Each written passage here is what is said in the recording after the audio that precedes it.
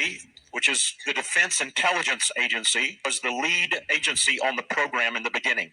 And what they would do is they would bring these people who were psychics, occultists, into this room, swore them under oath of secrecy, and they would conjure up demonic powers, which was necessary in order to operate in these remote view astral projection techniques. What these guys would do, they were given some hard intelligence, they would be given certain information, and then they would be commissioned to go in the spirit world to fill in the blanks and to get all the information they could supernaturally. They put them in seats or chairs that looked like dental chairs with straps, and they strapped them in. The reason they did that is because when these operators would go into the spirit world, they would literally come into face-to-face contact with demon power that were horrific and terrifying. Our government paid occultists to go into the spirit world to come in contact with demons. I said that opened a massive gate over America. One day, I'm being escorted by the guy now in the suit and tie, and on the way, we have a lot of time to talk. And so I'm asking a guy who's part of one of the two agencies that hosted and operated Project Stargate.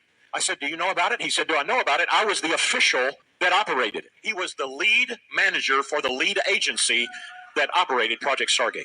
Now, here's what he said.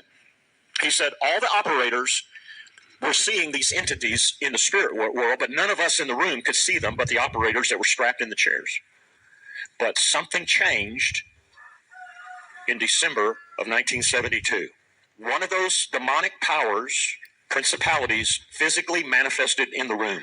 And not some apparition of some misty kind of, am I seeing this or not? No, as real as you and I are, this demonic entity, a principality, a ruling principality in the earth, manifest in front of everybody and scared the pants off of everybody in the room. And this thing, is, he said, was 8 to 9 feet tall. Years later, he's still trembling over the experience. Here's what he said.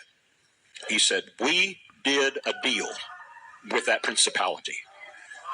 He said, we made a covenant with that principality that if it would give us an advantage over the Russians and give us more power for remote viewing, astral projection techniques for intelligence gathering purposes, we would give that principality rights over America.